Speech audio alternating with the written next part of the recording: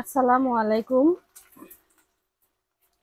আমার পরিবারে আপনাদের আরো একবার স্বাগত জানাচ্ছি। আশা করছি সবাই ভালো আছেন। আলহামদুলিল্লাহ, আমরাও ভালো আছি। সকালের জন্য রান্না করছি। আসলে সকালের জন্য শুধু না, সকাল দুপুর দুই বেলার জন্যই রান্না করছি। এখানে শিম ভাজি করছি, আর তার সাথে দেখুন অনেকগুলো আমার নিজের হাতে বানানো কুমড়ো বড়ি রেখেছি। এটা আমি ডিম আর আলু দিয়ে রান্না করব। 4টা ডিম নিয়েছি সিদ্ধ করতে, সিদ্ধ প্রায় হয়ে এসেছে। আর কিছু কলা, যে কাঁচা কলা হয়, সেই কলা আমি ছিলে হলুদ মেখে ধুয়ে নিয়ে এসেছি, যাতে কালো রংটা কমে যায়। তো আরেকবার ধুলে পরিষ্কার ভালোভাবে হয়ে যাবে। তো এটা আমি ভাজি করব। আর আমার মেয়ে, এই যে আমার মেয়ে এখানে বসে, তাকে কয়টা মুড়ি দিয়েছিলাম, সে খাচ্ছে, তারপরে বুনছে, সবই চলছে। একটু ব্যস্ত আছে। বাবু, এই যে তাকাও, কি করছো? তাকাও একটুখানি, তাকাবা না? তাকাবাই না, একটু তাকাও। তো মেয়ে আমার সাথে সাথে ঘুম থেকে উঠে গিয়েছিল, তারপর থেকে সে এভাবে বসে আছে আর আমি কাজকর্ম করছি। কি আর করব, একা মানুষ এভাবে।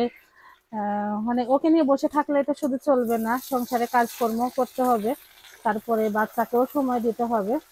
তো ভাবলাম ওকে ওর গাড়িটাতে বসিয়ে দিই, তারপরে আমি গল্প করি, রান্না বান্না করি, তাহলে দুটোই হয়ে যাবে। তো বাবুর সাথে গল্প করছি, কখনো বা একটু গাড়িটা চালায়, মানে অন্য ওই আমাদের বারান্দার ওই পাশ থেকে এই পাশ পর্যন্ত চালিয়ে নিয়ে আসছি, যাতে ও বোর ফিল না করে।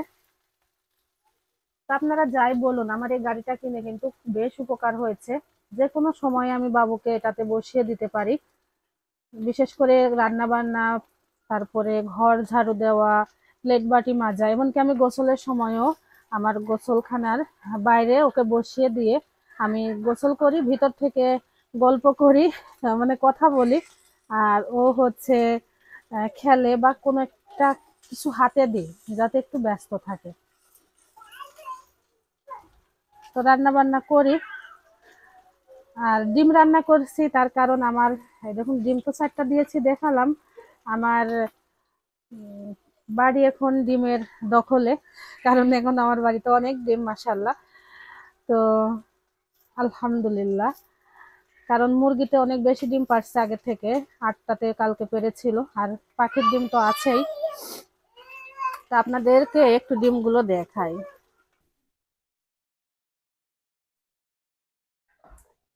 এই হচ্ছে আমার খামারের ডিম। এই যে এখানে দেখুন কতগুলো ডিম বিক্রি করছি, খাচ্ছি, তারপরেও যেন শেষ হচ্ছে না। আল্লাহর রহমত, আল্লাহর বরকত। আর এখানেও বেশ কিছু ডিম আছে, এক মুরগির ডিম। আর তার সাথে এইটাতে দেখুন কতগুলো পাখির ডিম। আর সকালে পাখির ডিম এখনো উঠানো হয়নি, ঘরে আছে। আমি দেখলাম যে বেশ 5-6টা মতো ডিম পেড়েছে। ছাগল যখন বের করতে গিয়েছিলাম তখন দেখলাম, তবে উঠানো হয়নি। কুমড়ো বড়ি, ডিম, আলু নিয়ে নিয়েছি। এবার রান্না করে নেওয়ার পালা। চলুন আগে কুমড়ো বড়িগুলো ভেজে নিই।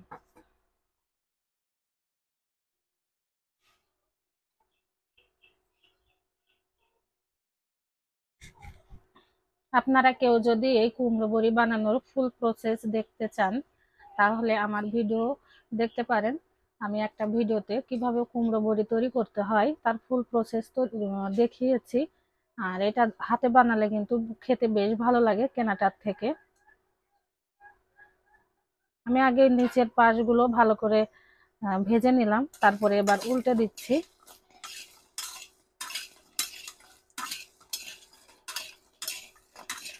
যেহেতু আমার ঘরের ডাল, মানে আমাদের ক্ষেতের ডাল, আহ, মানে কালাই, যার কারণে আমি কালাই ডাল একটু বেশি পরিমাণে দিয়েছিলাম, এই জন্য এগুলো খেতে আরো বেশি ভালো হয়েছে।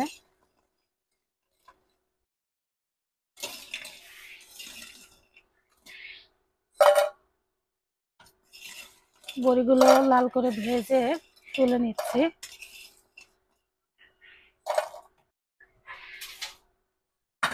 গরম তেলে এবার পরিমাণ মতো দিয়ে দিলাম লবণ, মানে সামান্য পরিমাণেরই, শুধু ডিম ভাজার জন্য।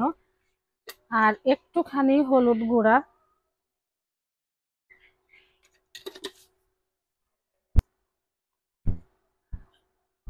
এবার ডিম 4টা দিয়ে দেব।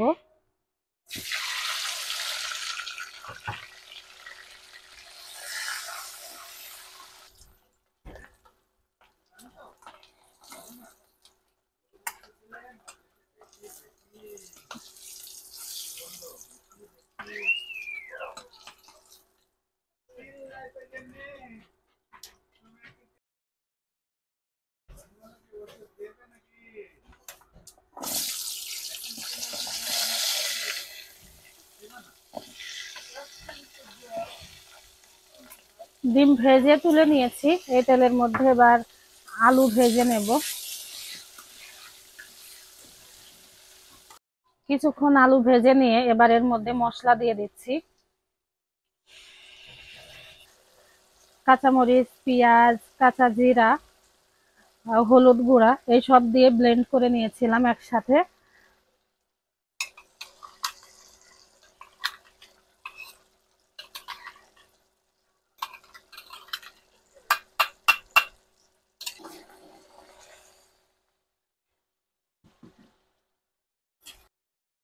একটুখানি পানি দিয়েছি, তার মধ্যে দিয়ে দিলাম কুমড়ো বড়ি।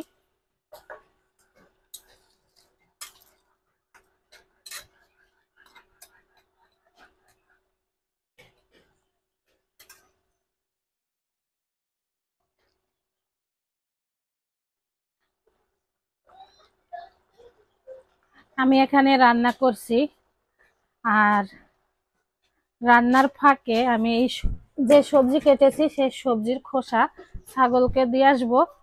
আর তার সাথে বর্ণমালার বাবা কি করছে দেখায়। বর্ণমালা তো এতক্ষণ আমার কাছে বসেছিল, তো ওর বাবা ঘুম থেকে উঠে যে প্রতিদিনকার যে কাজ সে কাজকর্ম করছে, আর মেয়েকে পাশে বসিয়ে রেখেছে, গল্প করছে।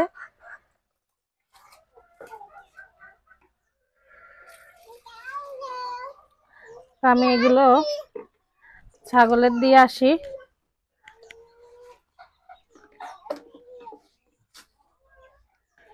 গত কয়েকদিন আগে আমি আমার বাগান থেকে বেশ অনেকগুলো মরিচ তুলেছিলাম, লাল মরিচ, মানে পেকে গিয়েছিল যেগুলো। আর এখন কিন্তু আবার অনেকগুলো দেখছি পেকে গিয়েছে, 2-1 দিনের মধ্যে আবার তুলতে হবে।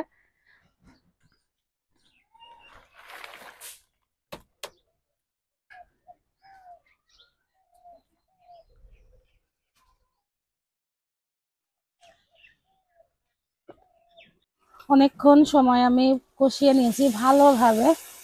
এবার দিয়ে দিলাম ঝোলের পানি।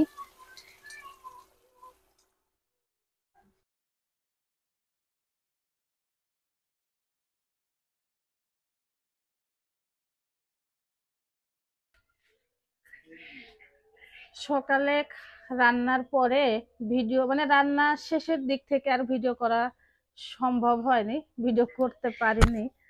তো ভিডিও কেন করতে পারিনি সেটা তো আপনাদের সাথে শেয়ার করা হয়নি। দেখাই আপনাদেরকে, আগে বলার আগে দেখিয়ে নি। এই যে দেখুন,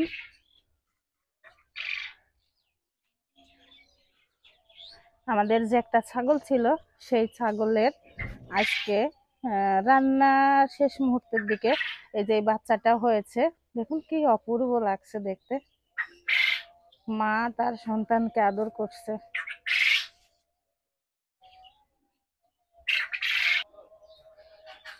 আমাদের এই ছাগলটার একটা বাচ্চা হয়েছে, এটা হলো খাসির বাচ্চা হয়েছে। আমরা গত প্রায় 4.5 থেকে 5 মাস আগে এই ছাগলটা কিনেছিলাম।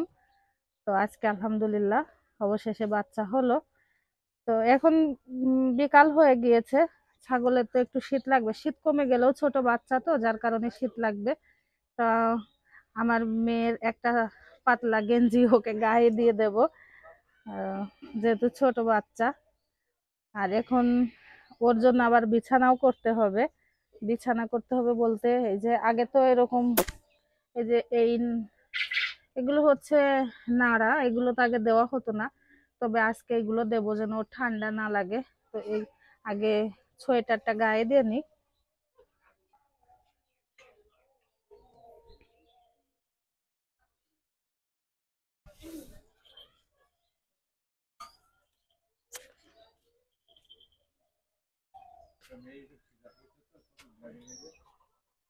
এই যে আমার মেয়ের একটা সোয়েটার বা ওই ছাগল বাবুকে গায়ে দিয়ে দিয়েছি। দেখি সর ওদিকে, একটু ওদিকে সর। হ্যাঁ, এই যে এটা গায়ে দিয়ে দিলাম। দেখুন বেশ ভালোই হয়েছে, সব গা ঢেকে গিয়েছে। আর এখন আমি এইগুলো নিয়ে গিয়ে ওর বিছানাটা করে নিই।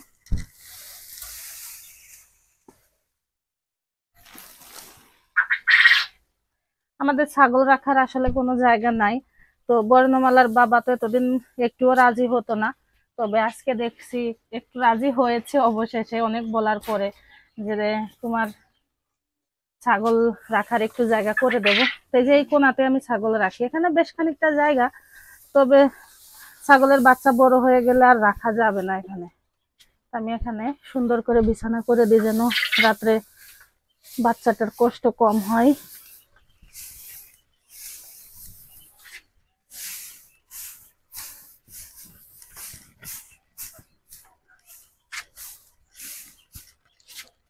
এই যে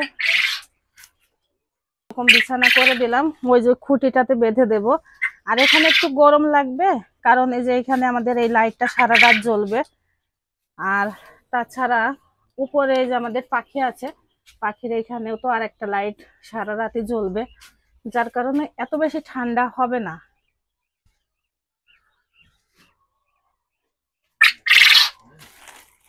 শুয়ে পড়েছে।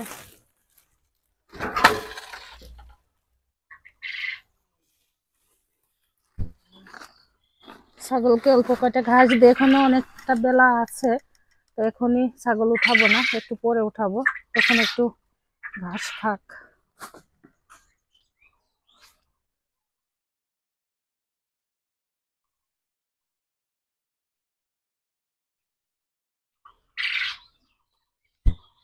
আজকের ভিডিওটি এ পর্যন্তই। আপনারা ভালো থাকবেন, সুস্থ থাকবেন, সাবধানে থাকবেন, আমার পরিবারের জন্য দোয়া করবেন। আসসালামু আলাইকুম।